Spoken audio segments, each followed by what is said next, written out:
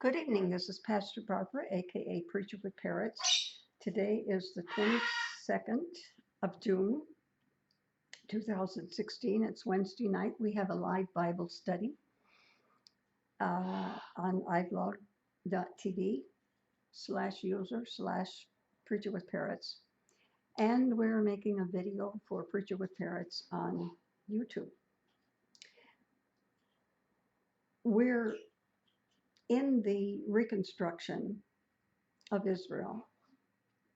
Actually, we're in about the year, I think, about 550, 560, thereabout.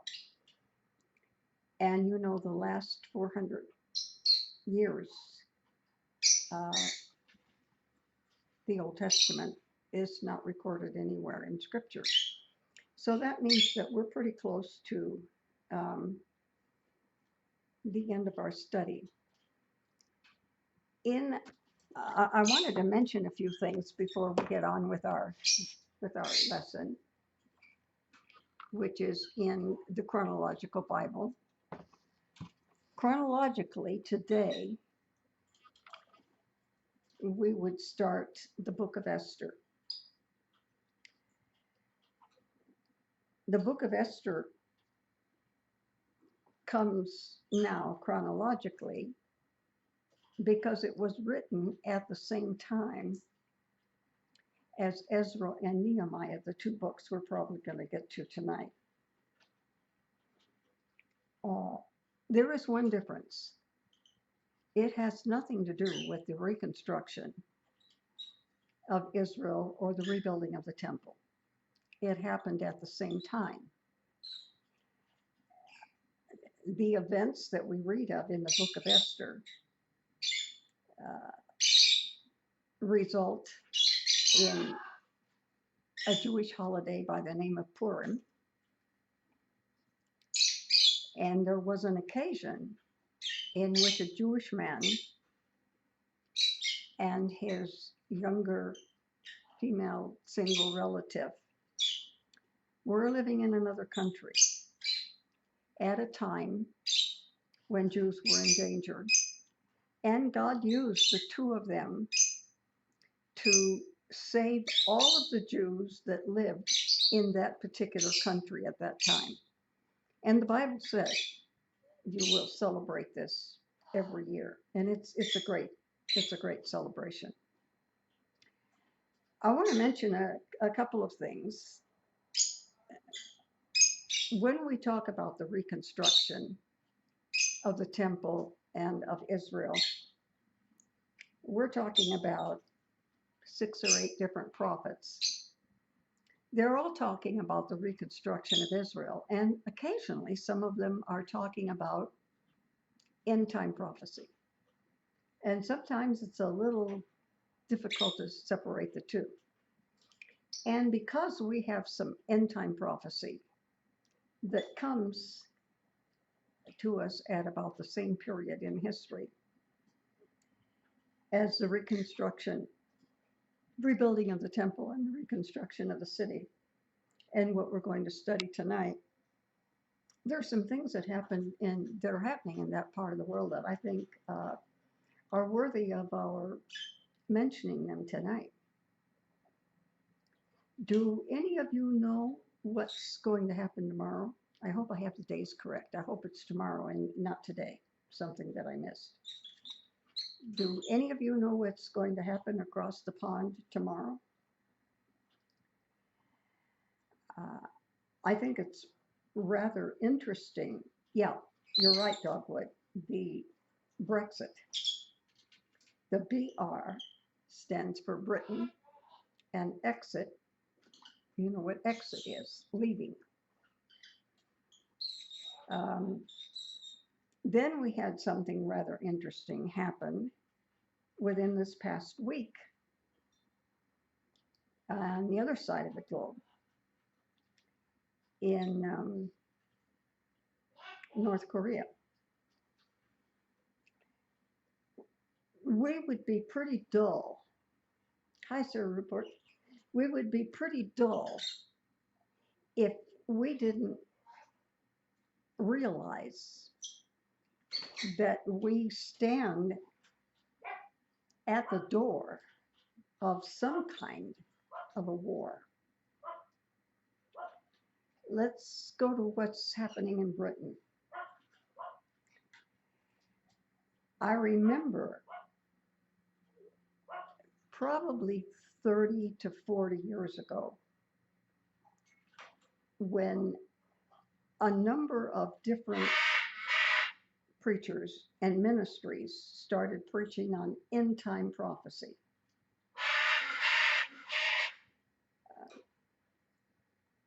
The Bible hasn't changed. I guess I'm going to have competition. The Bible hasn't changed. But as we're learning, our understanding of end time prophecy improves as time goes by.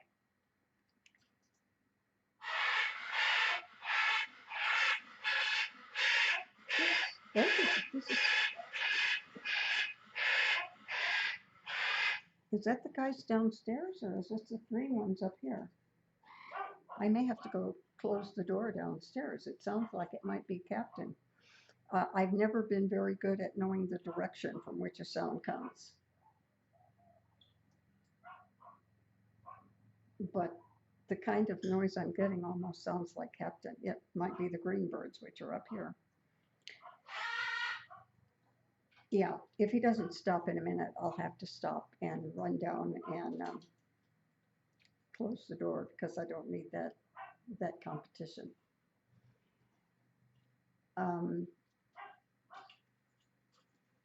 As I said, I wanted to mention something about wars. I grew up. I was born in the Depression that followed the First World War. I was in elementary school when the Second World War started. My dad owned a gas station garage. And among the many things that were rationed, gasoline was one. And everybody got stamps that they had to turn in to buy gas. And then my dad, when he got gas deliveries, had to turn in the stamps that he had received in order for him to buy gas. Coffee was rationed. My mother was really addicted to coffee, and my dad could make it on a half a cup a day. So he'd get up and make a small pot of 2 cups, and he'd have a half a cup and leave a cup and a half for my mother. There was no such thing as butter, and margarine looked like lard. And there were things there was something we could sprinkle on it if we got it soft and mix it up and make it look yellow. By the time I was in Bible college, the war was over with, but we still had that problem with margarine that looked like lard. And for some reason, I couldn't stand it on white bread. I could put something that looked like lard on dark bread, but I couldn't put it on white bread, just something weird. But when we thought about war in those days, we thought about Europe. Now, the United States entered the war when Japan bombed and killed about 3,000 of our military people in Hawaii, in Pearl Harbor. So for us, war was mainly talk about Europe. And then we went through the Cold War. And most of us didn't think about the Mideast in terms of war.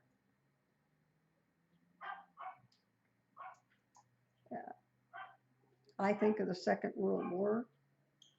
I get mental pictures of FDR, Roosevelt, um, Winston Churchill, and that was about it. We heard about the invasion of Normandy. Once a week, I'd go to school and we could buy stamps for a dime or for a quarter. And we would paste them into books. And then we could turn them in and immediately get, I think it was 1825. Or we could wait and turn them in later. I lost all of mine. Never did turn them in. Most people were too patriotic to turn them in. It was just a donation we made. I remember the blue stars in churches and on homes.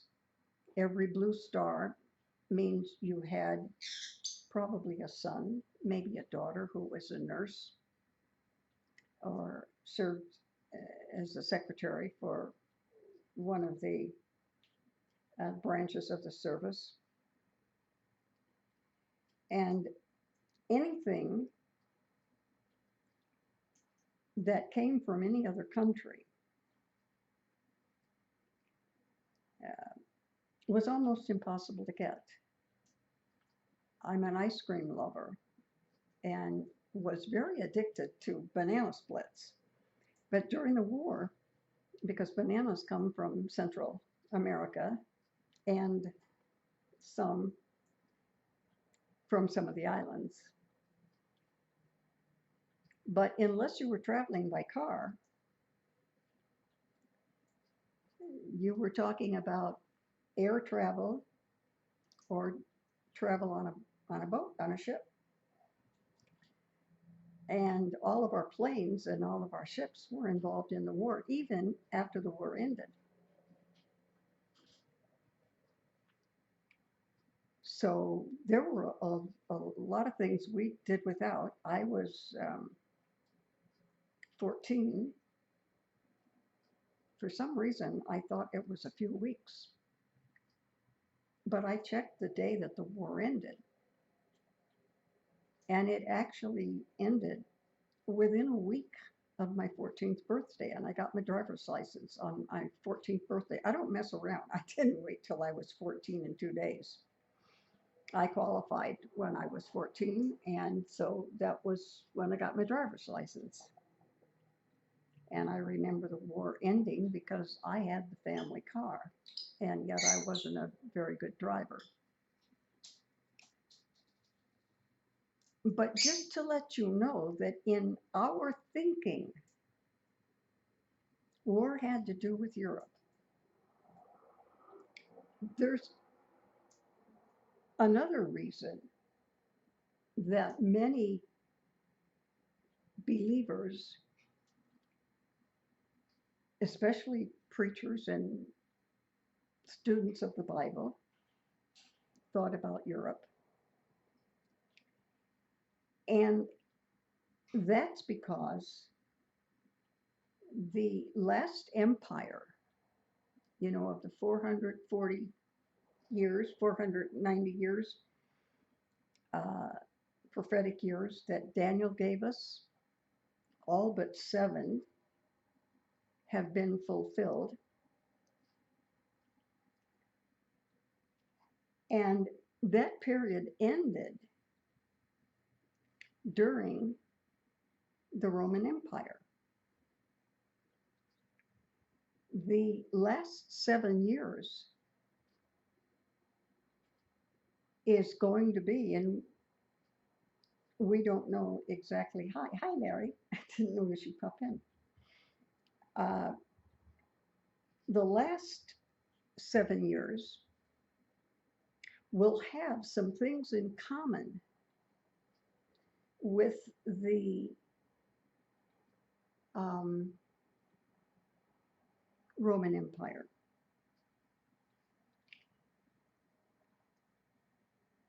Various prophets had various visions. Most of them had to do with animals.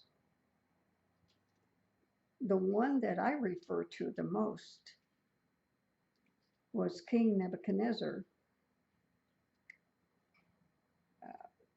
king of Babylonia.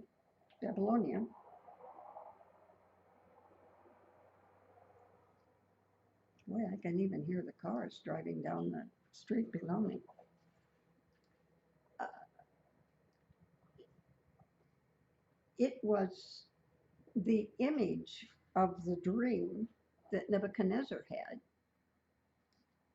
And it's the one I refer to most often. There was the head of gold, which of course was Babylon. The world empire that would follow that's got to be a motorcycle. I'm not close enough to the lake to get a boat that's making that kind of noise, so there must be a motorcycle below me here. I may have to go up and close the door, and then I'll be sitting in the heat. The third image, and it's right where we're entering, where we're studying now. We're going into the third, we're exiting the second image, which was the Medes and the Persians, and we're going into Greece.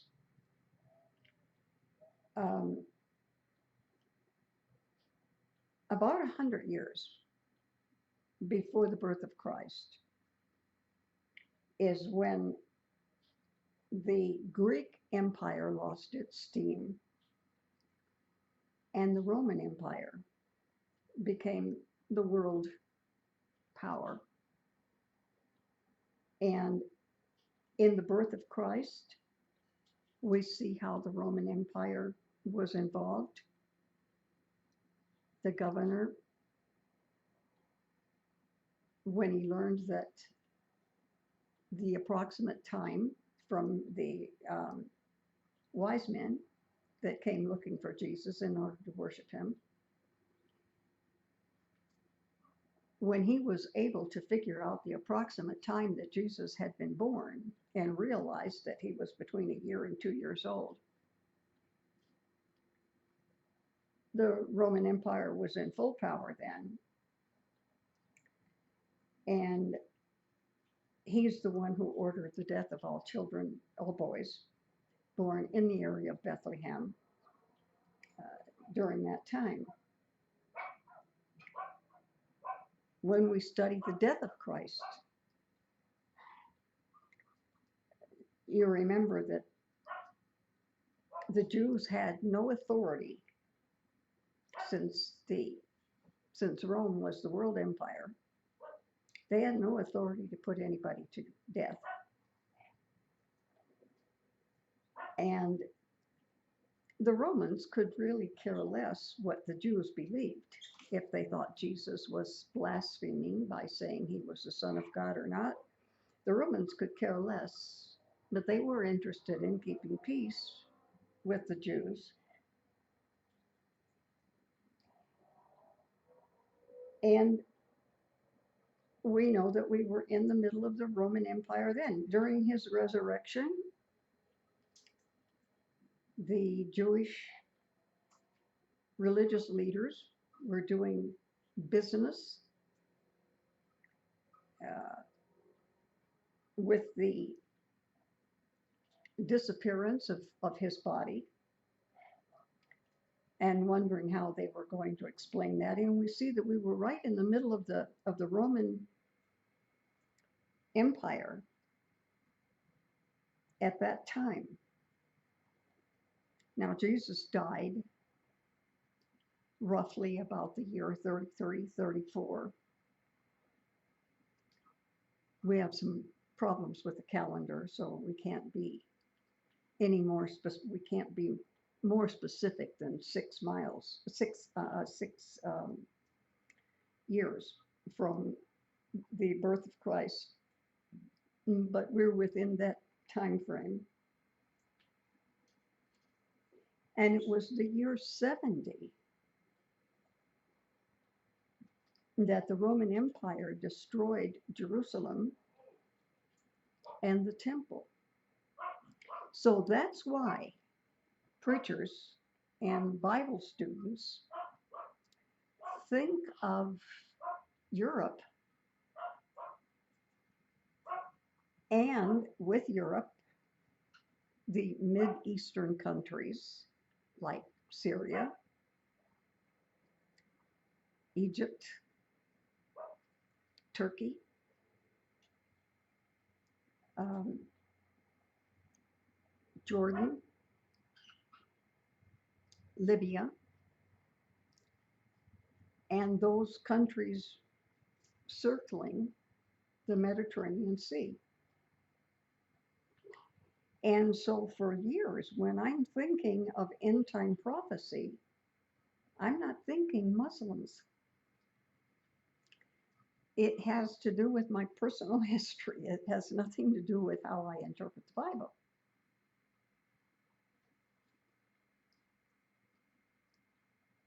Where does the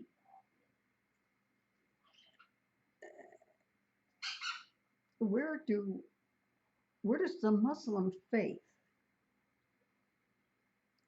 come into play in late term or end time prophecy? Well, first of all, the problem that the Muslims have with the Jews has to do with Ishmael and Isaac. You remember that God promised Abraham that he would build a nation around Abraham's progeny. But Sarah was sterile.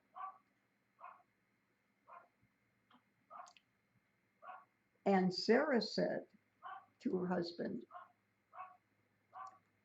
"Why don't you make my maid pregnant? This will fulfill God's requirements for us." First of all, if it was her maid, it was her property. You've heard me say, just like my birds are my property. I have 5 baby birds in one cage, and I have the parents that are starting to lay eggs on another clutch. Those are my birds. I'm not laying the eggs, but the birds that are born, because they become then my property, because the parents are my property. And so Sarah's figuring was, if you have a child with my maid, that child will be my property, and we are fulfilling everything that God and Scripture require of us. And the child that was born was Ishmael. Her maid was an Egyptian woman. But eventually, Sarah did become pregnant and did have what we evangelicals and Bible students call the son of promise. Abraham's first offspring was by an Egyptian woman. So we have a child being born that is half Jewish and half Egyptian.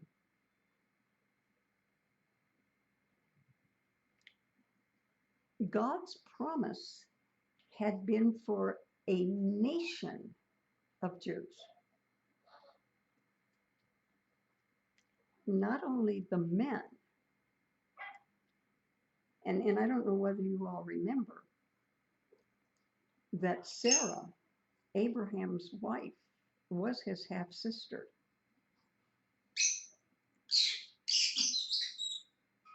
Her, um, they had the same father, but they had a different. I wish I could find the family tree that I made. I put a lot of time in it, and I had it for many, many years. And maybe one of these days I'll open a book and it'll fall out. But very interesting that family situation. Things were okay until Sarah became pregnant and had a son. And on the day that he was weaned, most people feel he was probably 4 years old when he was weaned. Now, that would be for practical reasons. We have refrigeration, even where you don't have refrigeration. I can remember my grandparents' property years ago, and other neighbors of theirs that didn't necessarily have refrigeration, but we had cows. So we had fresh milk every day. But if you think back to where that wasn't possible, you can see that it made sense for babies to be a couple years old, for even 5, even sometimes 6 years old before they were weaned. And there was a fight between Ishmael and Isaac at the party, and this was a big deal when he was being weaned. That's almost like becoming a teenager. And there was a problem, a fight between the two brothers. And of course, Mama's not going to stand for that. And Sarah said, no, this woman has got to go. Her and her kid, they're out of here. And that, I remember telling this to one of my neighbors. Sometimes my neighbors, even though they may be from a different church, will ask me to explain something biblical. And when I gave him that story as the first Arab-Israeli war, my neighbor said, "You're kidding. That's the first Arab-Israeli war." And I said, "That's right." So it's not outside of our thinking, or shouldn't be, to realize that our future, especially in light of things that are happening politically, is going to involve Arabs and Muslims. Now, some of the Arabs and Muslims are tied together and against the Jews, and they call us, I don't know if you've heard this phrase, of the Saturdays and the Sundays, the enemies of Islam. Saturdays are the Jews because they worship on Saturday, and Christians worship on Sunday. And we Christians are friends of the Jews. And because we make a larger group, Christians are larger numerically than Jews. We're called the big Satan, and they're called the little Satan.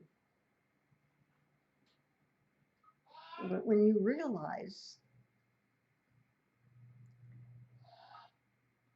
with the prophecy that we get from the image in King Nebuchadnezzar's dream, the Roman Empire, the last world leader was the Roman Empire. It went on for a couple centuries. It was in 70 AD that the Roman Empire tried to erase all thought of any Jews, past, present, or future, when he tried to destroy Israel. And look how long it took until 1948 for there ever to be an Israel. Now, what does that have to do with end time prophecy? Well, the legs of iron represented the Roman Empire. And then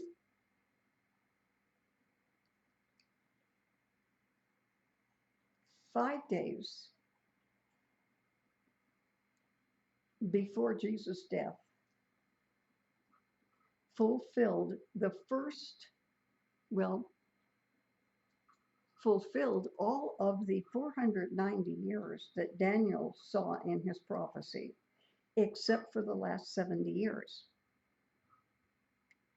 And Palm Sunday was the last day of that 7 years of 70. And then it said, and Messiah would be cut off. And Messiah was cut off on Friday. That was on a Sunday when Jesus came on the foal of a donkey riding into Jerusalem. But we have another world empire coming. We know it's going to be roughly 7 years. How do we know? Because all of it, except for 7 years, has already been fulfilled. That's the only time that's left. Now, what representation do we have for that period of time?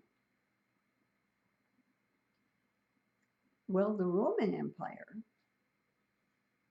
and see, at the time they got the image, it was all future, so they had no clue.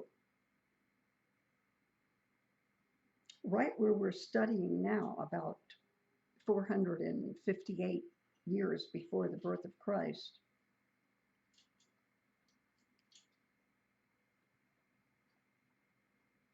they figured out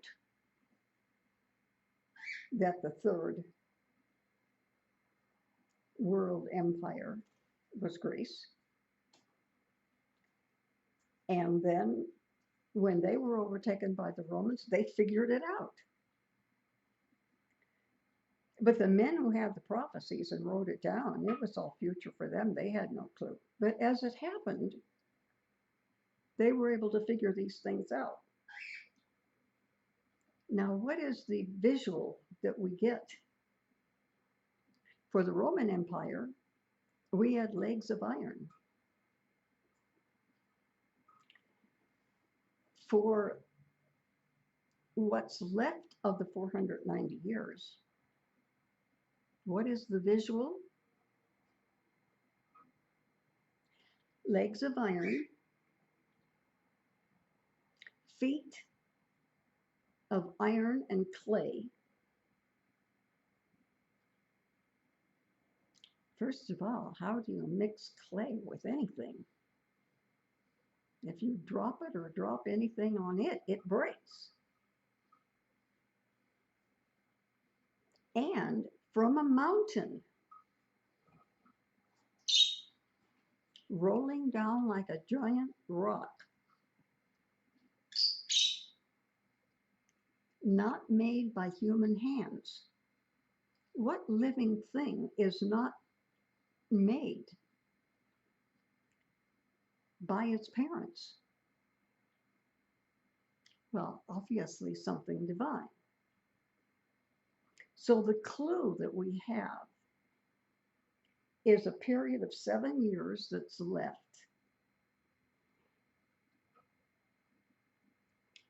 The battle at the end of 7 years will end, and the one who will be victorious will not be made by human hands.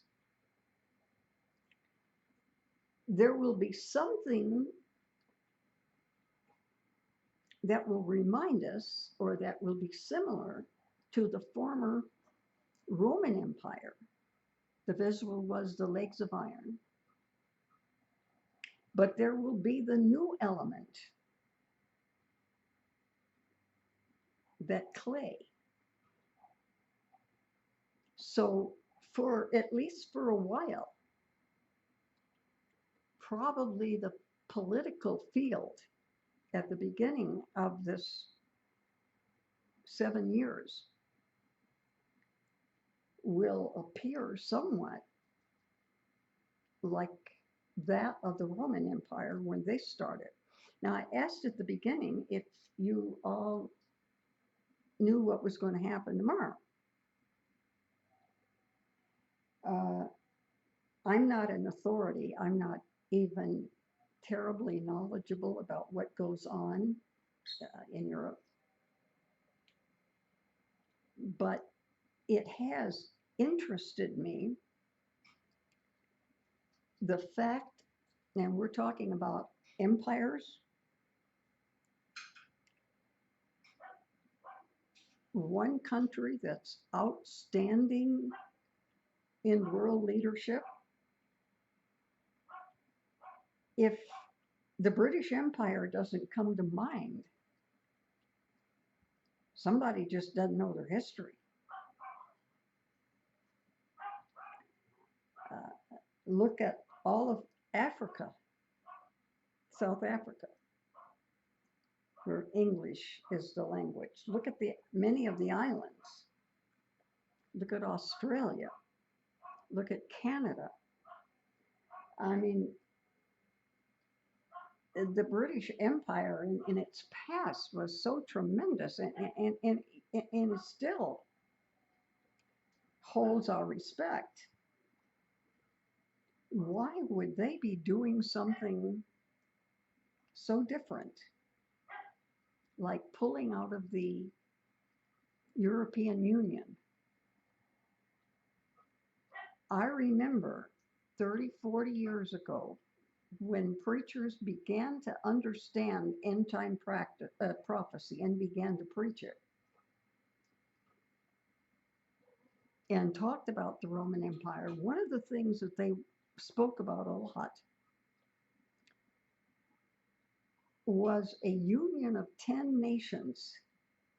Now, this just goes to show you, if we preachers, you leave us to ourself and absent logic, we can go crazy. I remember listening to these preachers who preach only on end time prophecy. Now, I have no problem. I tend to be myself. If there was one area of scripture I know more about than another area, that would be Old Testament. I wrote a book on the chronology of the Old Testament. So I have no problem with somebody. There are others that preach on healing and the gifts of the Spirit. That takes up a very small portion of the New Testament, but there are people that preach on that most of the time.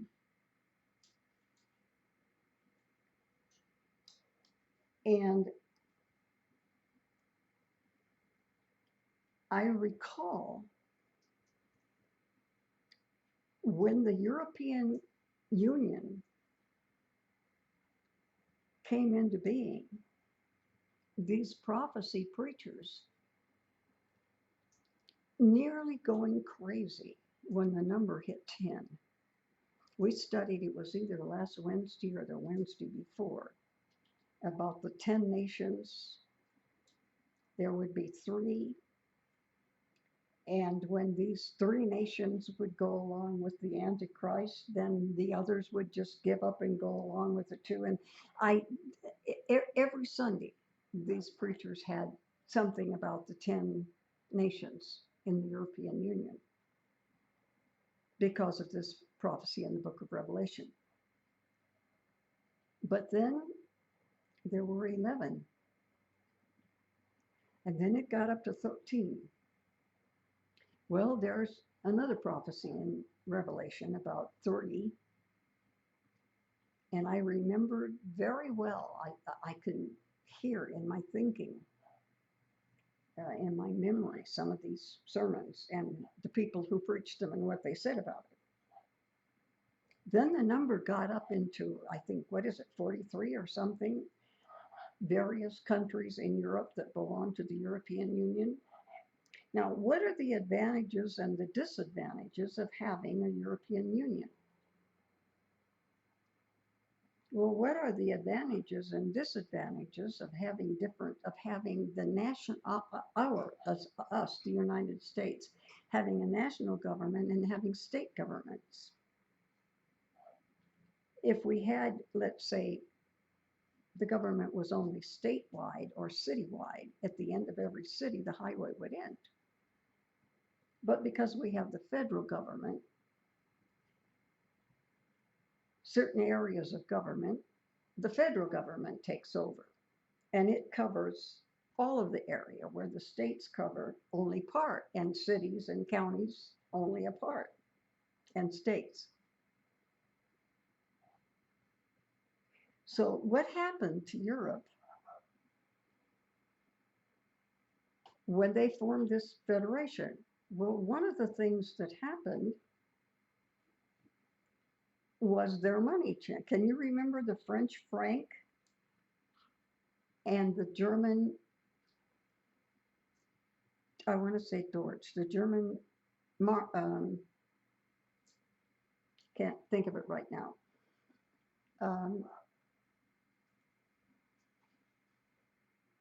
I can remember that because I traveled in part of Europe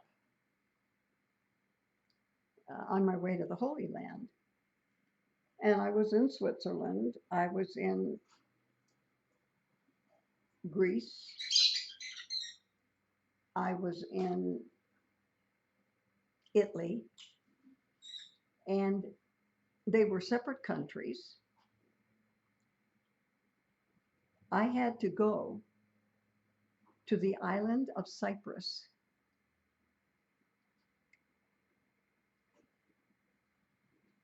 But before I went to Cyprus, I had to go to Egypt,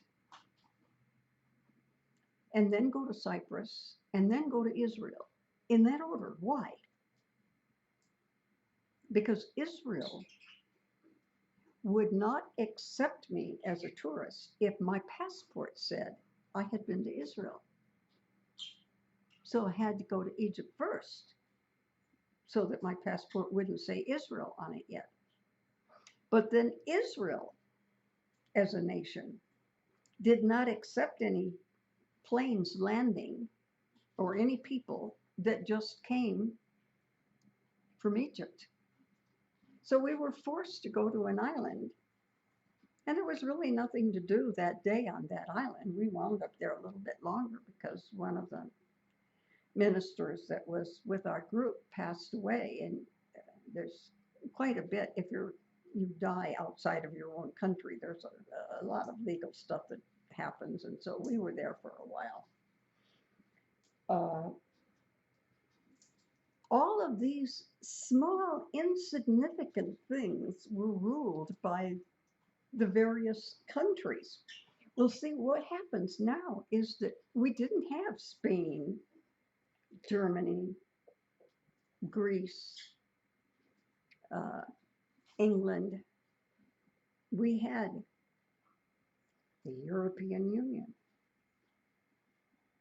So I haven't traveled in that part of the world or spent that kind of money since the European Union began. It's been a long time since I've been there. But things like that that's not a problem anymore. When you go from France to England, you don't have to present your passport because you're in the European Union. When you go from there into Germany and then into Poland and into another country, it's like walking across the street. It's like going from California into Arizona and from New Mexico into Texas. It's not a big deal. And so we do have some clue as to how these last days might be. And it looks like there could be some changes in the European Union. And the reason, and I don't know if I'm listening to the right, like I said, I'm not an expert on the subject. I don't know if I'm listening to the right news reports and reading the right information. But if I am, one of the reasons that they're considering this has to do with the ability to open and close their own borders. I'm going to play a kind of a funny song for you. I'm broadcasting on the laptop and I'm recording on the desktop, so I could do that without making any changes. But I'm still going to wait until the end of the program, and then I'm going to play this song for you. And it's a funny, up-to-date song about the problems that the Brits are having because they're part of the Union. And when you're part of the Union, you give up control. You give some things and you get some things. And people are coming in, according to this song, under a tunnel from France. I used to go into Canada from Detroit, either on a bridge or a tunnel. It was Windsor, Canada. Windsor, Ontario was right across the Detroit River from Detroit. And I lived in a suburb of Detroit. It was, to us, it wasn't like going into another country any more than like when I go down to TJ, Tijuana to shop. I don't think of it as going into another country, I guess because I've gone so many times. But this is the situation that some of Europe finds itself in. So when you hear different information at the hands of different writers and speakers and historians, keep some of this in mind.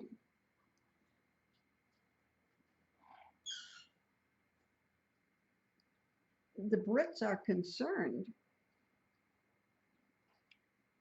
that they are forced to accept people into their country they may not wish to accept, but they have no choice because they are right now only a part of a union. Where when I was a little girl, they were a big country, a big, powerful country. Now, another couple of countries that are in the news lately. This past week, North Korea. Now, that I know a tiny bit about. I wrote a doctoral dissertation on the man who built the largest church in the world. And he lived in South Korea. Um, I remember when they brought me the books to write the dissertation, that there were over 100 books. The sofa and the love seat, and for about 6 months, my living room, you couldn't sit down anywhere because there were books all over the place that were part of the bibliography. But I remember reading and then eventually writing it into the dissertation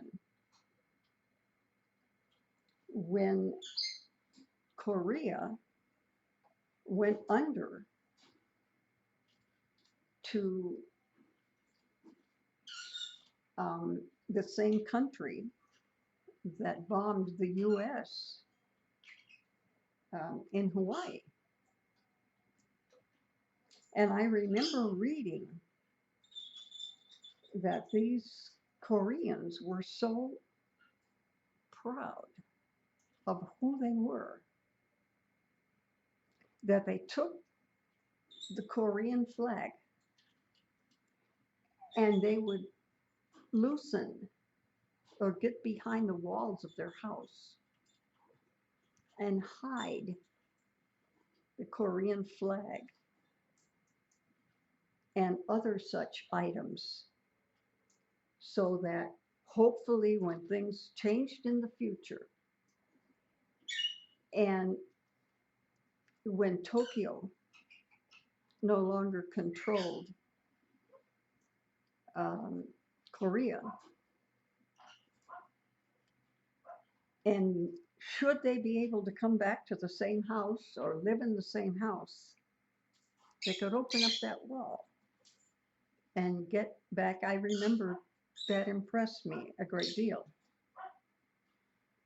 During the time that I was writing that dissertation, every important person that came from Korea to California came to visit me and took me out to eat. And one of those, I had a hard time handling the food. I tried to be nice. I tried to remember what they taught me in Bible school. If somebody puts it in front of you, eat it. But it was kind of hard for me when they give me a plate of goldfish to even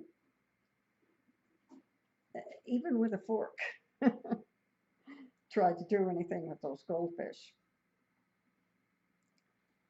But North Korea is not our friend like South Korea is. Now, they are not Muslim. As a matter of fact, they tend toward no religion, but they will admit many Eastern religions as well as some Christianity and some Muslim. But they were useful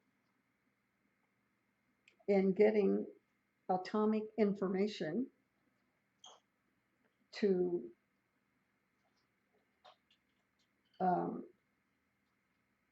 I want to say Persia because that's what it is in the Bible, to Iran. And we don't know, really, I don't think any of us know, what is happening with that information. However, the one in charge, since his father died, of North Korea, it was a couple of days ago, it's less than a week ago, that they shot off a couple of bombs is not the word I'm looking for, The first one failed. The second one went about 600 miles before it did anything. Now these um, bombs, or whatever name you give them that they're making, have about a 2,000 miles radius, which is not like all that great.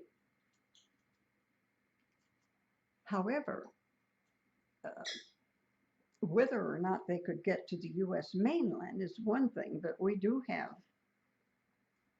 easily 2, maybe 3 military bases that could be significantly damaged. And so that's going on. And I keep, I read everything I can get. I don't let any of it upset me. I try to see what is biblical and what isn't, because some of it just isn't, and it needs to it's not even worthy of the time that I have to waste on reading some of this stuff. And yet, some stuff is. So keep in mind this business of the European Union, and I have no clue what um, uh, England will do. But as an American, I know how I feel about America. And I don't like the idea that I have to put up with something just because I'm a member of a large group of states and somebody sitting in an office someplace decides that such and such is going to happen and it's going to affect my life. And this is what is happening in a big part of the world. So while we may not think, and by the way, you do know what ISIS stands for, right? ISIS? Anybody want to type it in? What ISIS stands for? The switch from the policy of Americanism to the, yes. This is another thing that has a religious point of view also, yes, he's correct. ISIS is Islamic State of Iraq and Syria.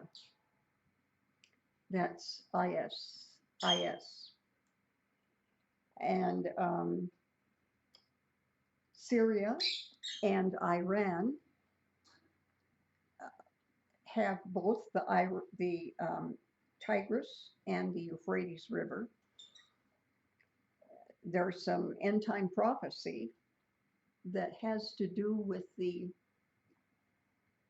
Euphrates River. As a matter of fact, I was looking at some pictures, and one of them showed how great the Euphrates is, and I almost took the time to copy it and save it. So the next time I discuss prophecy that had anything to do with the Euphrates River, I could give you a picture of it. But so much of what is going on, just because in my childhood, Muslim and Mideast was not big in my lifetime. Of course, I'm older than dirt. So it stands to reason that things that were big when I was a kid would no longer be big now.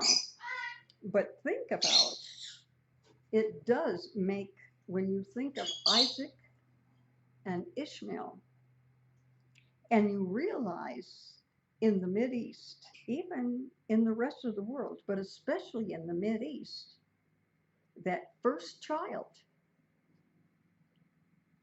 Now, Isaac was the son of God's promise, but Ishmael was the firstborn. And, the firstborn took daddy's place, spent daddy's money, ordered Daddy's kingdom around. Um, oh, because there is another, we have a comment about ISIL. That L stands for, they're speaking of another organization. Do you know offhand, Dogwood, what it is? I can't, it doesn't occur to me right now, but it does stand for something different. Um, it's similar, but it is different. But I won't put uh, on our video what's put here. A teleprompter area error. No, it stands for something else and I can't think of it. Like, as I said, I'm not an expert in this area. I'm just aware of some things. But I'm going to close. I do want to get into uh, the book of Ezra, and I'm going to close our videotape. So hang on, those that are present at our live Bible study, and for those that are viewing us by video, until the next video, blessings on you.